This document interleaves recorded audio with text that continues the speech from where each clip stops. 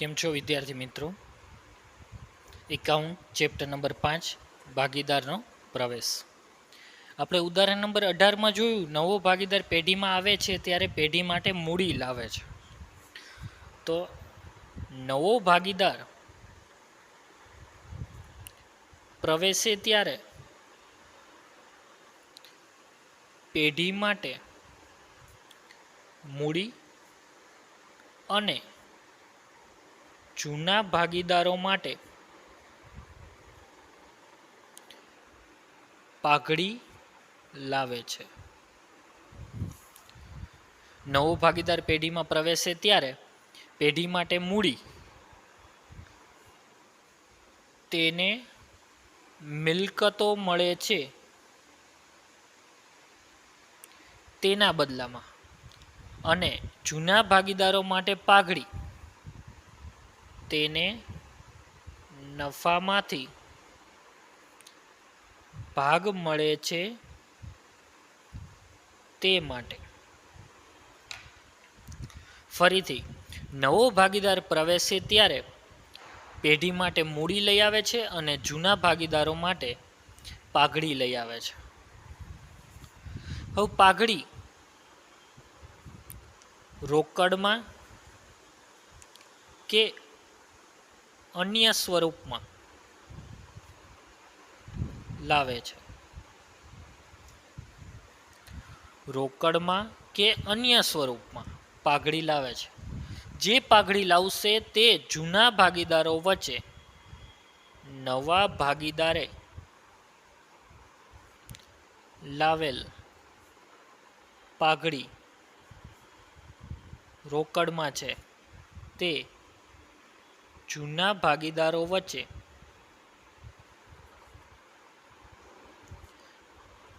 તેમના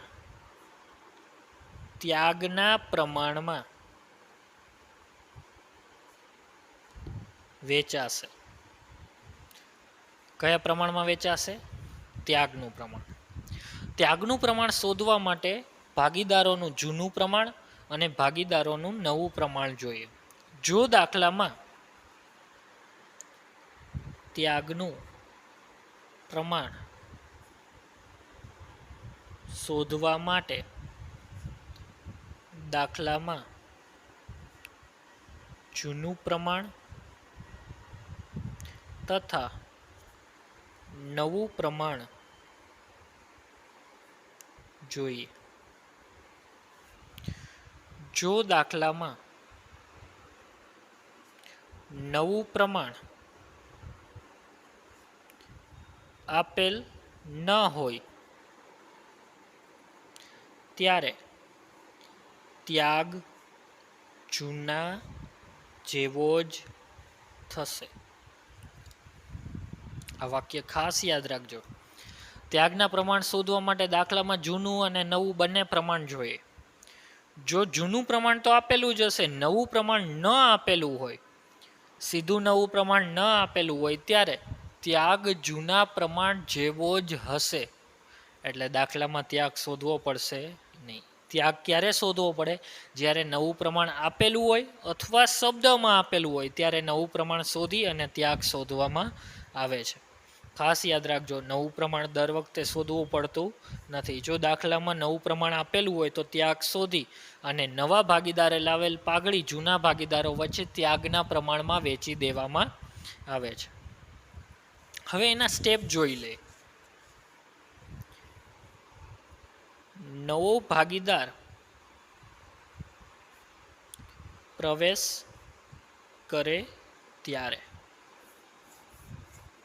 નવો ભાગીદાર પ્રવેશ કરે ત્યારે સૌથી પહેલા 4 ખાતા તૈયાર કરવાના છે. પહેલું પુનઃમૂલ્યાંકન ખાતું,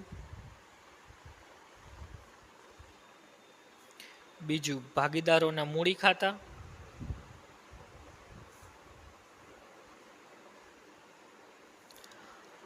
ત્રીજું રોકડ ખાતું, રોકડ અથવા બેંક ખાતું. એવું જરૂરી નહીં કે રોકડ સ્વરૂપે જ હોય, બેંક સિલક એ પણ રોકડમાં જ ગણાય. એટલે રોકડ અથવા બેંક ખાતું. અને ચોથું પત્રક પાકું સરવૈયું. 4 ખાતા તૈયાર થઈ ગયા પછી સૌથી પહેલી અસર શું કરવાની? હવે આપણે દાખલો શીખી છે. ઉદાહરણ નંબર 18 આપણે સમજ્યા. એની અંદર નોર્મલ હતું, આગલા ચેપ્ટર જેવું જ હતું, ખાલી એક જ હવાલો નવો હતો. હવે પૂરેપૂરા સ્ટેપ યાદ રાખવાના છે. સૌથી પહેલા જૂના ભાગીદારોની મૂડી. સૌથી પહેલું સ્ટેપ શું લેવાનું? જૂના ભાગીદારોની મૂડી ક્યાં લખવાની? ભાગીદારોના મૂડી ખાતામાં જમા બાજુ. ક્યાં લખવાનું? જમા બાજુ. શું લખવાનું? બાકી આગળ લાવ્યા. સૌથી પહેલું સ્ટેપ શું લખવાનું? જૂના ભાગીદારોની મૂડી. જૂના ભાગીદારોની મૂડી ક્યાં આવે? તો ભાગીદારોના મૂડી ખાતામાં જમા બાજુ. શું લખવાનું? બાકી આગળ લાવ્યા. સૌથી પહેલું કામ જ આ કરવાનું. સૌથી પહેલાં જૂના ભાગીદારોની મૂડી જોવાની અને તેની મૂડી ખાતામાં જમા બાજુ બાકી આગળ લાવ્યા તરીકે લખવાનું, જેને આપણે ટૂંકમાં મૂડી ખાતામાં જમા બાજુ એમ બોલીશું. મૂડી ખાતામાં જમા બાજુ. બીજું સ્ટેપ, જૂના પાકા સરવૈયામાં આપેલ રોકડ બેંક. જૂના પાકા સરવૈયામાં આપણને રોકડ સિલક કે બેંક સિલક આપેલી હશે. એનું શું કરવાનું? તો રોકડ કે બેંક, જો રોકડ બેંક બંને આપી હોય તો રોકડ અને બેંક બેમાંથી એક આપી હોય તો એનું ખાતું. એટલે એને લખવાનું રોકડ ખાતામાં ઉધાર બાજુ. જેમ મૂડી આપણે યાદ રાખી, મૂડી ખાતામાં જમા બાજુ, એ જ રીતે રોકડ ખાતામાં ઉધાર બાજુ લખવાનું. ત્રીજો, સૌથી પહેલા જૂની મૂડી અને રોકડ લખી લીધા બાદ નવા ભાગીદારનું મૂડી અને લાવેલ પાઘડી જોવી. ફક્ત જોવાની વાત છે. મૂડી અને પાઘડી લાવેલા જ હશે. કોઈ દાખલામાં એવું બની શકે પાઘડી નથી પણ મૂડી તો લાવે જ. મૂડી રોકડ અથવા મિલકતના સ્વરૂપમાં લાવે. તો સૌથી પહેલા નવા ભાગીદારની મૂડી. નવા ભાગીદારની મૂડી ક્યાં આવે? તો એના માટે મૂડી ખાતામાં જમા બાજુ અને રોકડ ખાતામાં ઉધાર બાજુ. યાદ રાખજો, નવો ભાગીદાર મૂડી લાવે તો ક્યાં અસર કરવાની? મૂડી ખાતામાં જમા બાજુ અને રોકડ ખાતામાં ઉધાર બાજુ.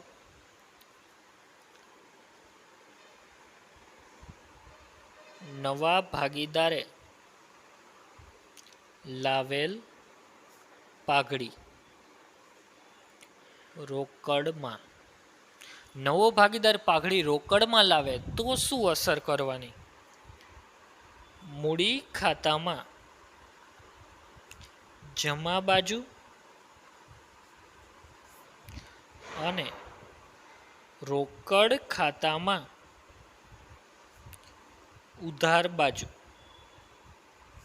જો બંને વ્યવહારની અસર સરખી છે, ફેર એટલો છે કે નવો ભાગીદાર મૂડી લાવે તો પોતાના ખાતામાં આવે અને જ્યારે નવો ભાગીદાર પાઘડી લાવે તો જૂના ભાગીદારો વચ્ચે ત્યાગના પ્રમાણમાં વેચાશે. એટલે 4 અસર ખાસ યાદ રાખવાની. પહેલી, જૂનો ભાગીદાર મૂડી લાવે ત્યારે જૂના ભાગીદારોની મૂડી, જૂના પાકા સરવૈયાની રોકડ. ત્રીજું, નવો ભાગીદાર મૂડી લાવે ત્યારે. અને ચોથું, નવો ભાગીદાર પાઘડી લાવે ત્યારે. આ 4 સ્ટેપ આપ્યા પછી પુનઃમૂલ્યાંકન ભાગીદારોના મૂડી કે પાકા સરવૈયાની અંદર બાકીની અસર આપવાની. સૌથી પહેલાં 4 અસર આપવાની. એવું બની શકે દાખલામાં કે નવા ભાગીદારની મૂડી કે નવા ભાગીદાર લાવેલ પાઘડીની રકમ હવાલામાં છેલ્લે આપેલી હોય. તેવા સંજોગોમાં આપણે સૌથી પહેલાં બાકીના હવાલા કરી લેવા અને પછી આ અસર આપવાની થશે. તો ચાલો જોઈએ ઉદાહરણ નંબર 22.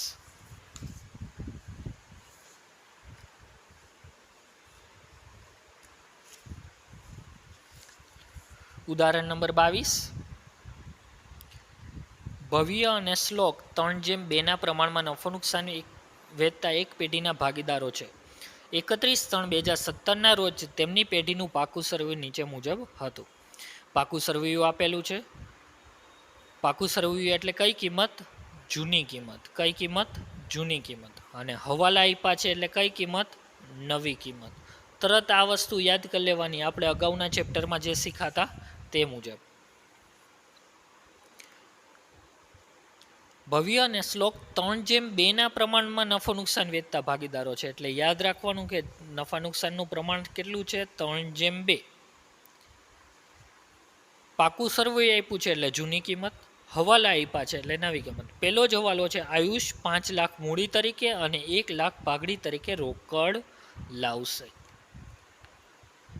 આયુષ મૂડી તરીકે કેટલા લાવે છે? 5 લાખ અને રોકડ તરીકે પાઘડી લાવે છે 1 લાખ. તો સૌથી પહેલા દાખલો શરૂ કરવા માટે આપણે સ્ટેપ જોયા હતા. સ્ટેપમાં સૌથી પહેલું સ્ટેપ કયું લેવાનું? જૂના ભાગીદારોની મૂડી. સૌથી પહેલા યાદ રાખવાની, જૂના ભાગીદારોની મૂડી લખવાની. જૂના ભાગીદારોની મૂડી કેટલી આપી છે? 4 લાખ અને 3 લાખ. એટલે સૌથી પહેલા એ લખી લેવાનું, મૂડી ખાતામાં જમા બાજુ. ત્યારબાદ રોકડ કે બેંક સિલક. તો રોકડ બેંક સિલક સાથે લખ્યું છે 50,000. તો રોકડ ખાતામાં ઉધાર બાજુ. રોકડ ખાતામાં ઉધાર બાજુ. મૂડી ખાતામાં જમા બાજુ. આટલી અસર આપ્યા પછી જ હવાલા ચાલુ કરવાના. હવાલા ચાલુ કરતી વખતે ખાસ જોવાનું કે હવાલાની અંદર કોઈ હવાલો રહી ન જાય અને એકને એક હવાલાની 2 અસર આવે નહીં.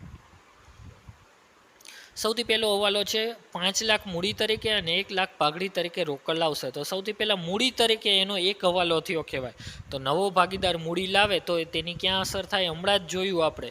મૂડી ખાતામાં જમા બાજુ. આયુષના ખાનામાં લખવાનું 5 લાખ લખવાના રોકડ ખાતે, કેમ કે રોકડ લાવે છે. અને રોકડ ખાતામાં ઉધાર બાજુ લખવાનું આયુષના મૂડી ખાતે. કેટલા? 5 લાખ. નવો ભાગીદાર મૂડી લાવે તો ક્યાં અસર થાય? ફરીથી મૂડી ખાતામાં જમા બાજુ અને રોકડ ખાતામાં ઉધાર બાજુ. એ જ રીતે 1 લાખ પાઘડી પેટે રોકડા લાવશે. તો નવો ભાગીદાર પાઘડી લાવે તો ક્યાં અસર થાય? મૂડી ખાતામાં જમા બાજુ અને રોકડ ખાતામાં ઉધાર બાજુ. એને કહેવાય પાઘડીના પ્રીમિયમ ખાતે. નવો ભાગીદાર પાઘડી રોકડમાં લાવે તો જૂના ભાગીદારો વચ્ચે વેચાય. એટલે મૂડી ખાતામાં જમા બાજુ બંને ભાગીદારો વચ્ચે વેચાશે. 1 લાખ પાઘડી છે એ બંને ભાગીદારો વચ્ચે તેમના ત્યાગના પ્રમાણમાં વેચાશે. હવે આવ્યું ત્યાગનું પ્રમાણ. તો ત્યાગનું પ્રમાણ તમને દાખલામાં આપેલું જ હશે.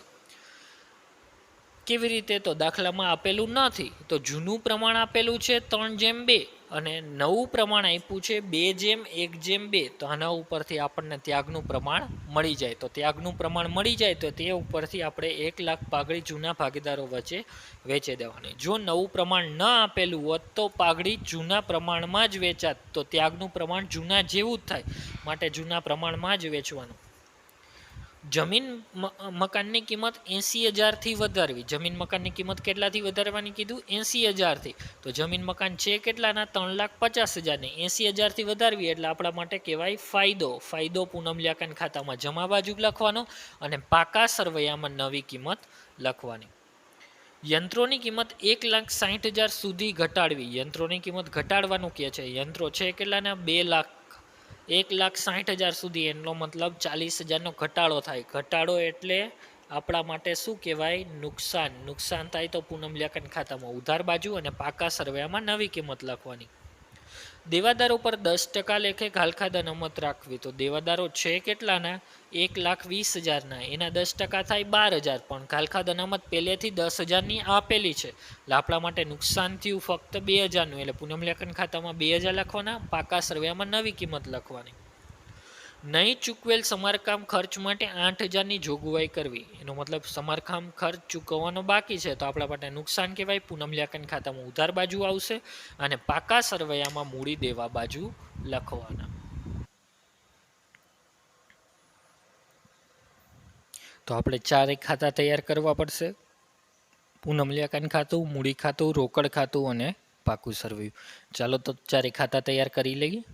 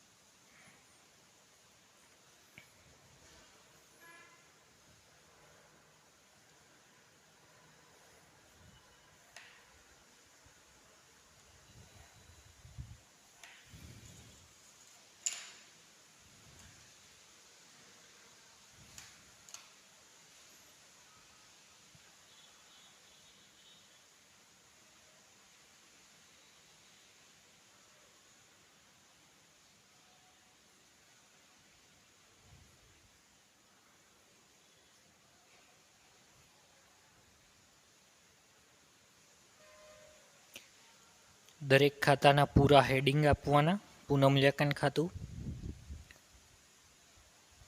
ભાગીદારોના મૂડી ખાતા,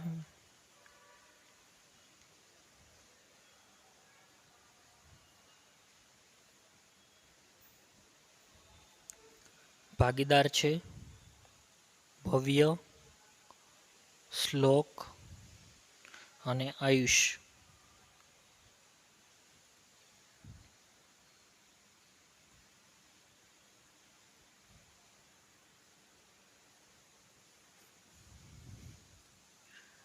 રોકડ ખાતું, વિગત, રકમ, વિગત, રકમ જમા. પાકું સરવૈયું, મૂડી દેવા, રકમ રૂપિયા, મિલકત, લેણા, રકમ રૂપિયા.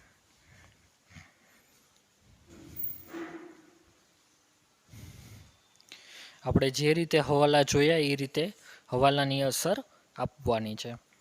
ભવ્ય અને શ્લોક 3:2 પ્રમાણમાં નફો નુકસાન વેચતા ભાગીદારો છે. જૂનું પ્રમાણ આપેલું જ છે એટલે ફક્ત આપણે ત્યાગ શોધવો પડશે.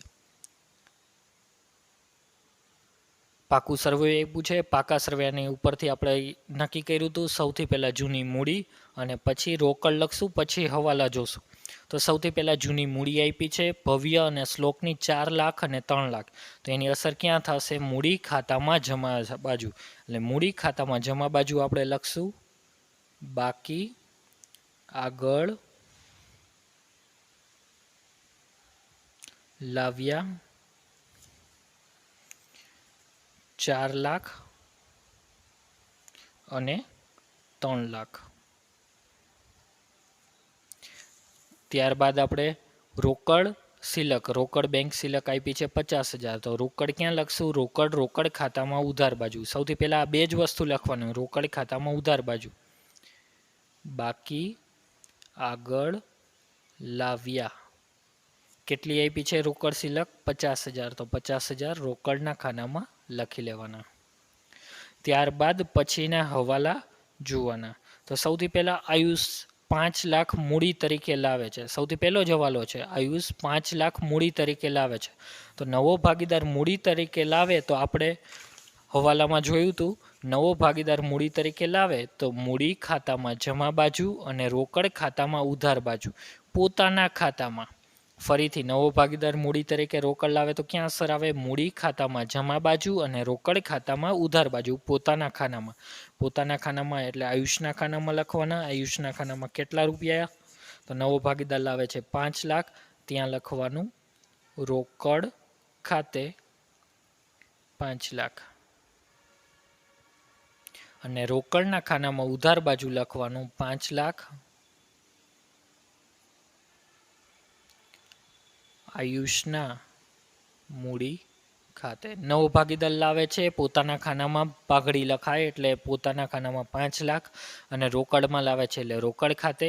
અને રોકડ ખાતામાં લખવાનું કોણ લાવે છે? તો આયુષના મૂડી ખાતે. કેટલા? તો 5 લાખ. નવો ભાગીદાર મૂડી લાવે તો સમજાણું. નવો ભાગીદાર મૂડી લાવે ત્યારે મૂડી ખાતામાં જમા બાજુ અને રોકડ ખાતામાં ઉધાર બાજુ અસર થાય.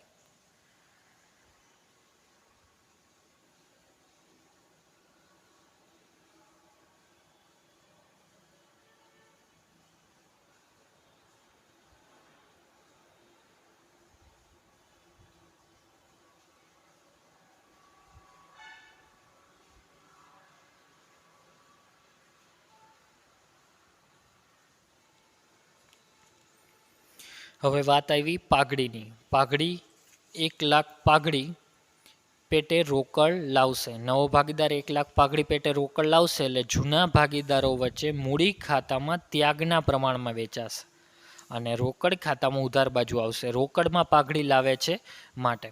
તો તેથી ત્યાગનું પ્રમાણ શોધવા માટે નવું પ્રમાણ જૂનું પ્રમાણ બંને આપેલું છે. તો ત્યાગનું પ્રમાણ આપણે શોધી લઈએ.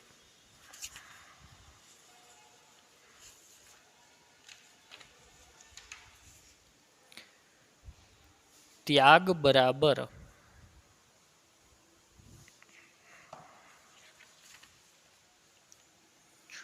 જૂનો ભાગ માઇનસ નવો ભાગ. જૂનું પ્રમાણ શું આપેલું છે? 3:2. કેટલું પ્રમાણ આપ્યું છે? 3:2. અને નવું પ્રમાણ આપ્યું છે 2:1:2. તો સૌથી પહેલા જૂનો ભાગ ત્યાગ કોનો ગોતશું? ભવ્યનો.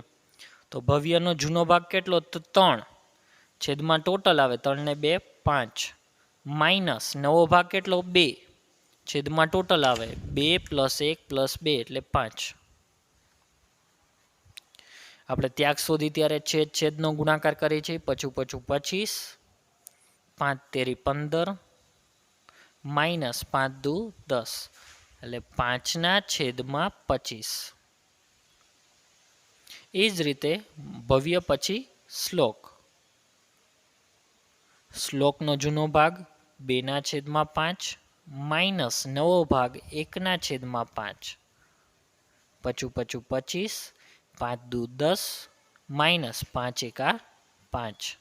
10માંથી 5 જાય તો 5. 5/25 યાદ છે ને, તમે જે શોધો તે પ્લસમાં આવે, બંને પ્લસમાં છે એટલે બંને ત્યાગ છે, ત્યાગ કરે છે. બંનેમાં છેદ ઉડે, 5 × 5 = 25 25, 1/5 5 × 5 = 25 25 એટલે 1/5. એટલે ત્યાગનું પ્રમાણ શું થયું? 1/1. બંને સરખો ત્યાગ કરે છે. તો નવા ભાગીદારે લાવેલી પાઘડી જૂના ભાગીદારો વચ્ચે ત્યાગના પ્રમાણમાં વેચાય. ત્યાગનું પ્રમાણ આપણે શોધ્યું, સરખું આવ્યું. એટલે નવો ભાગીદાર જે 1 લાખ પાઘડી લાવે છે તે જૂના ભાગીદારો વચ્ચે આપણે ત્યાગના પ્રમાણમાં વેચશું. ત્યાગનું પ્રમાણ કેટલું છે? તો 1/1 એટલે સરખું. એટલે સરખા પ્રમાણમાં પાઘડી વેચાશે. ત્યાં લખવાનું પાઘડીના પ્રીમિયમ ખાતે. નવો ભાગીદાર પાઘડી લાવે તો એને પાઘડીનું પ્રીમિયમ કહેવાય. તો 1 લાખ પાઘડી છે, તો 1 લાખ પાઘડી નવો ભાગીદાર લાવે છે. જૂના ભાગીદારો વચ્ચે ત્યાગના પ્રમાણમાં વેચતા બંને વચ્ચે 50,000 આવશે. એટલે બેમાં લખવાનું 50,000 અને 50,000. એની બીજી અસર રોકડ ખાતામાં ઉધાર બાજુ. ત્યાં લખવાનું પાઘડીના પ્રીમિયમ ખાતે. કેટલા? ટોટલ લખવાના 1 લાખ. આપણે જ્યાં મૂડી ખાતામાં પાઘડીને પ્રીમિયમ ખાતે લખ્યું છે ત્યાં રોકડ ખાતે લખશો. રોકડ ખાતે શું કામ? રોકડ લાવે છે એટલે ત્યાં રોકડ ખાતે લખવાનું. અને રોકડ ખાતામાં ઉધાર બાજુ પાઘડીના પ્રીમિયમ ખાતે. નવો ભાગીદાર પાઘડી લાવે છે એટલે રોકડ ખાતે લખી, કાઉન્સમાં પાઘડીના પ્રીમિયમ ખાતે લખીશું.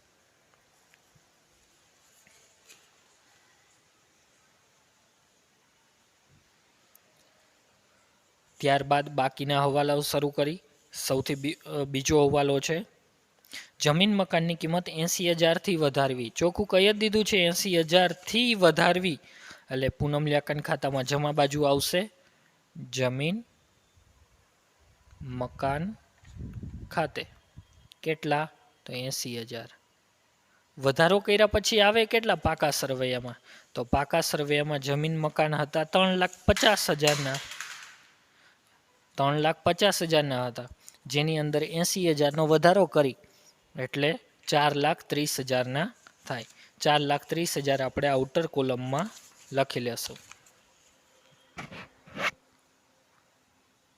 જમીન મકાન ખાતે કેટલા લખશું? 4,30,000ના. યાદ રાખજો, પાકા સરવૈયામાં વધ્યા હોય તો વધારીને લખવાના, ઘટ્યા હોય તો ઘટાડીને લખવાના.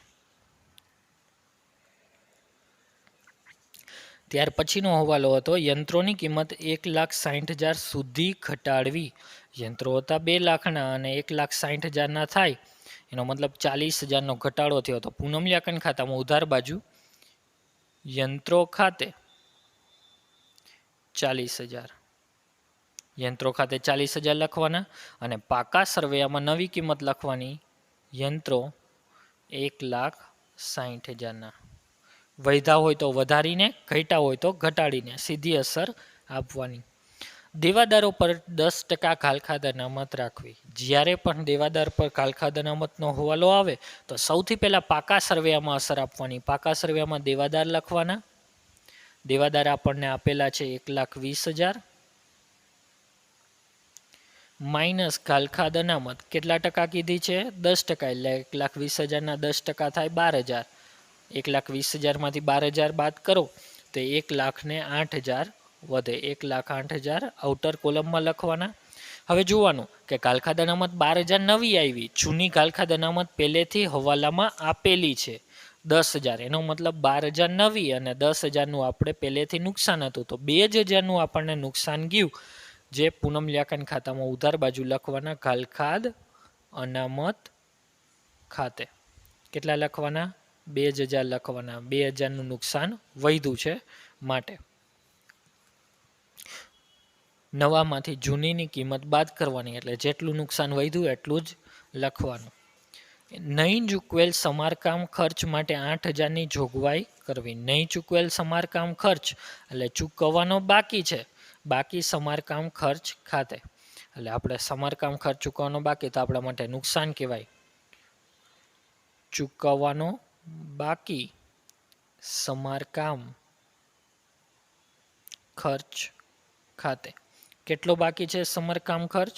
તો 8,000 અને ચૂકવવાનું બાકી છે એટલે આપણું કહેવાય દેવું. દેવું આવે મૂડી દેવા બાજુ. ચૂકવવાનો બાકી સમારકામ ખર્ચ રૂપિયા 8,000.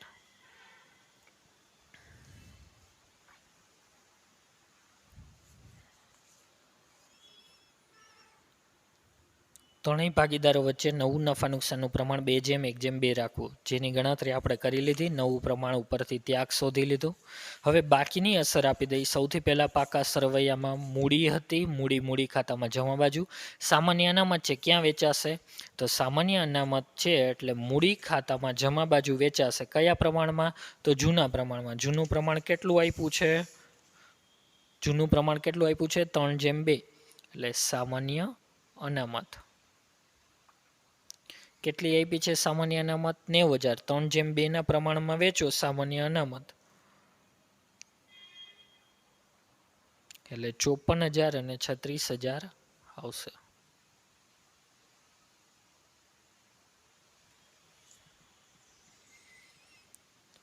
ત્યારબાદ છે કારીગર વળતર અનામત. તો કારીગરનો કોઈ દાવો મંજૂર નથી કર્યો એટલે એ પણ વેચાઈ જશે. કારીગર વળતર અનામત કેટલા આપેલા છે? કારીગર વળતર અનામત 20,000 આપેલા છે. તો કારીગર વળતર અનામત પણ વેચાઈ જશે 3:2 ના પ્રમાણમાં એટલે 12,000 અને 8,000.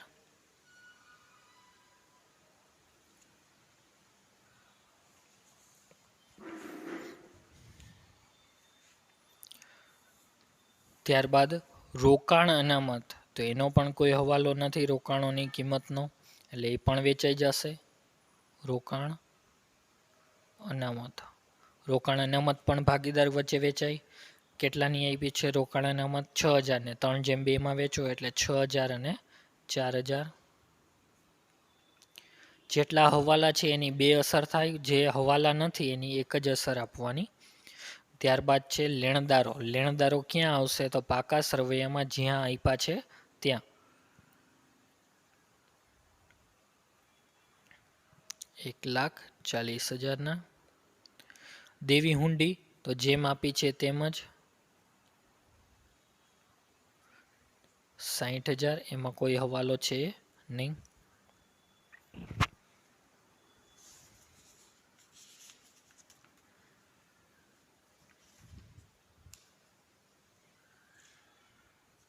સામેની બાજુ ચેક કરી લઈ. સૌથી પહેલા છે પાઘડી.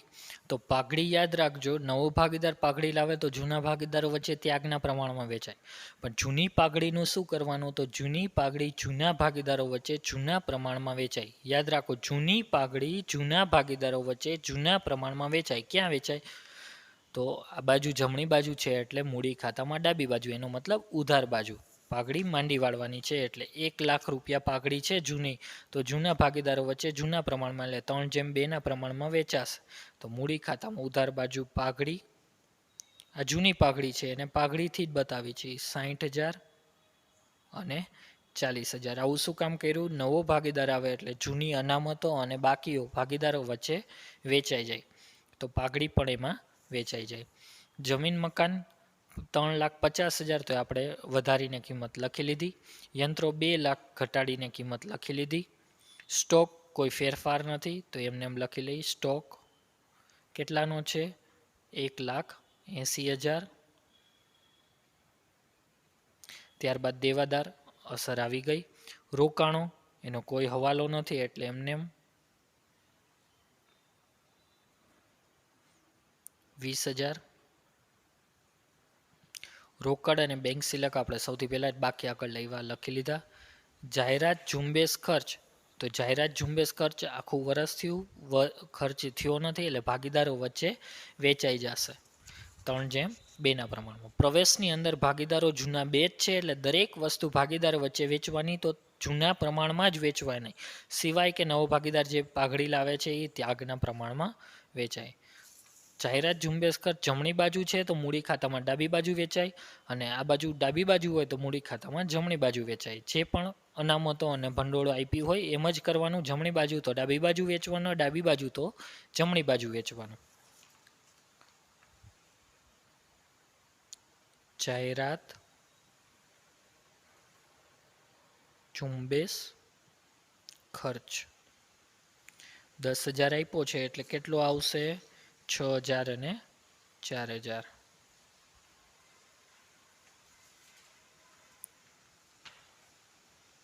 બધા હવાલાની અસર આપ્યા બાદ સૌથી પહેલા પુનઃમૂલ્યાંકન ખાતું બંધ કરવાનું, પછી મૂડી, પછી રોકડ અને પછી પાકું સરવૈયું.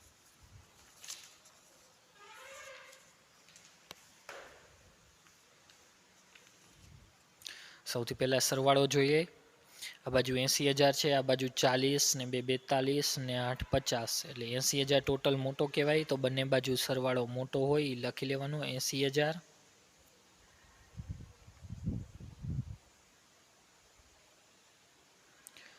તો 80,000 માંથી આ બાજુના 50,000 બાદ કરો એટલે 30,000 આવે. 30,000 નફો છે, વેચણી પાત્ર નફો, જે ભાગીદારો વચ્ચે વેચાશે. કયા પ્રમાણમાં વેચાશે? તો 3:2. જૂના જ ભાગીદારો વચ્ચે વેચવાનું. જૂના ભાગીદારોનું નામ શું છે?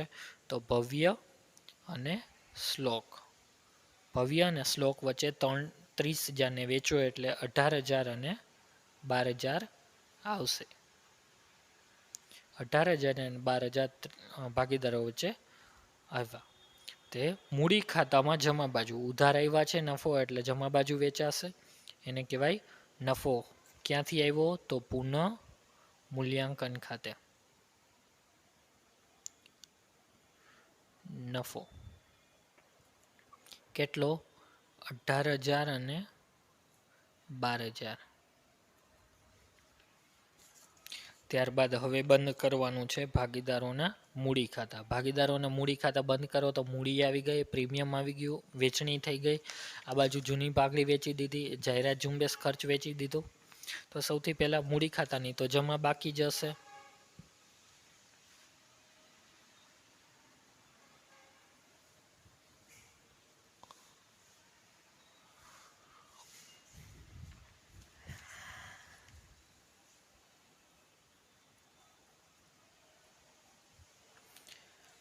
ભવ્યનો સરવાળો થાય છે 5,40,000.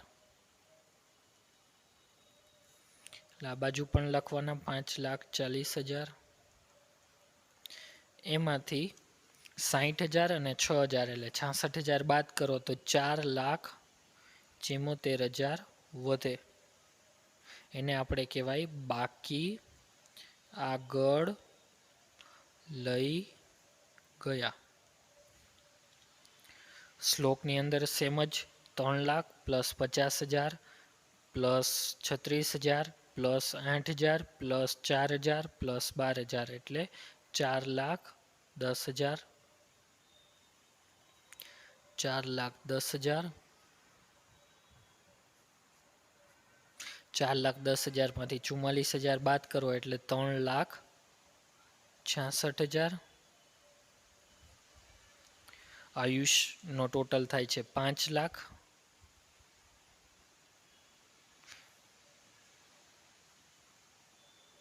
5 લાખમાંથી આ બાજુ કોઈ વસ્તુ નથી એટલે 5 લાખના 5 લાખ આવશે. આ થઈ ગઈ ભાગીદારોની મૂડી. મૂડી ક્યાં લખવાની? પાકા સરવૈયામાં મૂડી દેવા બાજુ. મૂડી દેવા બાજુ મૂડી, ભવ્ય, શ્લોક અને આયુષ. ભવ્યની મૂડી થઈ 4,74,000. આની 3,66,000 અને 5 લાખ. ત્રણેયની મૂડીનો સરવાળો કરી લેશું. 13,40,000. પુનઃમૂલ્યાંકન ખાતું બંધ થઈ ગયું, મૂડી ખાતું બંધ થઈ ગયું અને હવે રોકડ ખાતું. તો રોકડ ખાતાનો ટોટલ કરી લઈ. 50,000 પ્લસ 5 લાખ પ્લસ 1 લાખ એટલે 6,50,000. 6,50,000 માંથી કાંઈ બાદ કરવાનું છે, જમા બાજુ નથી તો કાંઈ નહીં, તો બાકી આગળ લઈ ગયા 6,50,000 એ આપણી રોકડ બની ગઈ. રોકડ ક્યાં આવશે? તો પાકા સરવૈયામાં મિલકત લેણા બાજુ રોકડ બેંક સિલક એટલે 6,50,000.